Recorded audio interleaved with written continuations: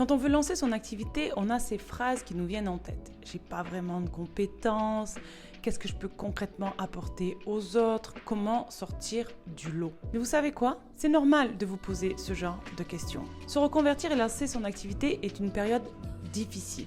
Mais grâce à cette vidéo, vous saurez comment faire un bilan pour savoir quelles compétences vous pouvez mettre en avant et utiliser dans votre activité. Mais avant d'aller plus loin, n'oubliez pas de vous abonner à cette chaîne et à liker cette vidéo et on est parti.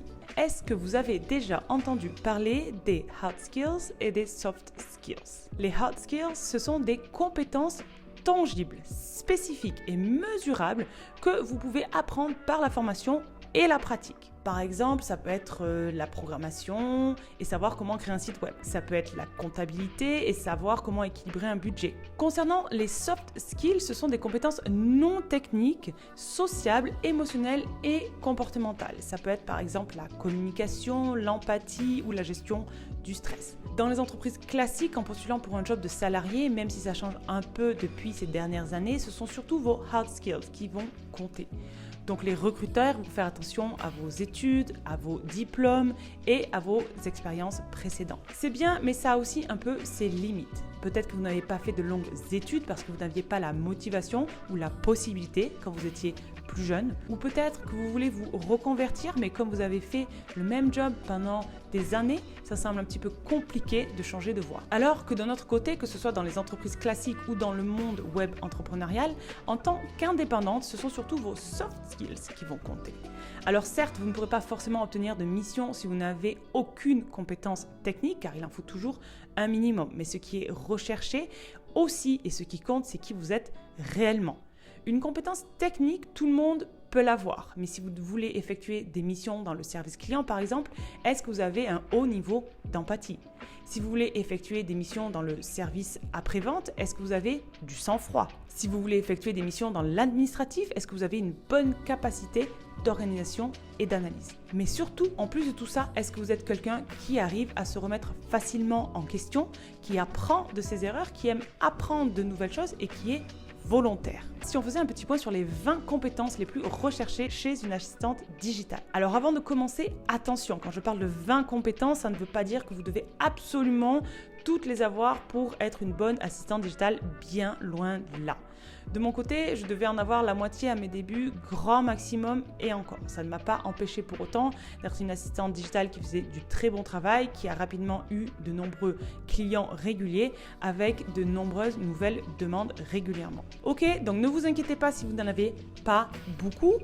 Et dans tous les cas, ce sont des choses qui s'apprennent et qui évoluent avec le temps. Alors, pour commencer, voilà les 10 compétences techniques qui sont assez intéressantes à avoir quand on est assistante digitale. Il y a par exemple la gestion d'email, donc la capacité à trier, répondre, organiser et gérer les emails de façon efficace. La gestion d'agenda, donc pouvoir planifier des rendez-vous, des réunions, des tâches pour vos clients tout en faisant attention à ce qu'il n'y ait pas de doublons. Il y a aussi la gestion des réseaux qui est intéressante à maîtriser, donc c'est pouvoir par exemple planifier, publier les posts de vos clients sur les réseaux sociaux, mais aussi vous occuper de la modération, des commentaires et la réponse aux messages privés. Le service client, c'est vraiment quelque chose d'important, donc c'est savoir répondre aux questions des clients, traiter leurs réclamations et fournir un support en ligne. Il y a aussi la conception graphique de base, donc utiliser des outils simples tels que Canva pour créer des visuels simples et efficaces. Pour continuer, il y a aussi le montage vidéo ou audio basique pour pouvoir éditer des vidéos ou des enregistrements audio pour vos clients. Il y a aussi la rédaction de contenu qui est une bonne compétence et ça va être dans ce cas-là, écrire de façon à apporter de la valeur aux lecteurs de votre client et à les aider à passer à l'action. Donc ça va être par exemple sur des blogs, des sites web, des newsletters, des posts, etc., etc. Il y a aussi la gestion des paiements en ligne, donc pour vérifier que les paiements en ligne de votre client sont bien passés et si ce n'est pas le cas, faire des relances auprès de ses clients pour les impayés. Une compétence qui est demandée implicitement, c'est la veille concurrentielle ou le benchmark. C'est le fait de surveiller ce que fait la concurrence de votre client et de créer des rapports sur le fruit de vos recherches. Il y a aussi la pré-comptabilité, c'est aussi très demandé et ça va être aider vos clients à la gestion des finances, notamment la facturation, le suivi des dépenses et la préparation des rapports financiers et de tout document financier. Ok, alors maintenant qu'on a vu les 10 compétences techniques intéressantes, je vais vous parler des 10 compétences internes, donc des soft skills qui sont intéressantes à avoir en tant qu'assistante digital. Donc, il y a par exemple la communication, c'est très important pour votre client, donc c'est la capacité à communiquer clairement et de façon concise, que ce soit à l'écrit ou à l'oral. Il y a aussi l'empathie qui est intéressante, c'est le fait de comprendre rapidement et facilement les besoins ainsi que les préoccupations de votre client. Autre soft skill aussi très intéressant, l'adaptabilité. Donc, c'est ce que vous arrivez à vous adapter rapidement aux changements de priorité et aux nouvelles exigences. Ça vous permet de rester réactive et flexible. L'autonomie est une compétence intéressante aussi. Les clients apprécient quand une assistante digitale peut travailler de façon indépendante. N'oubliez pas que votre client aura besoin de vous pour gagner du temps, donc s'il doit toujours être derrière vous pour vous surveiller, ce n'est pas la situation idéale. Autre compétence importante, c'est la gestion du stress. Ça peut arriver à certains moments que votre client soit dans une grosse période pour son activité. Il va donc vous demander peut-être d'effectuer plus de choses avec plus de délais serrés.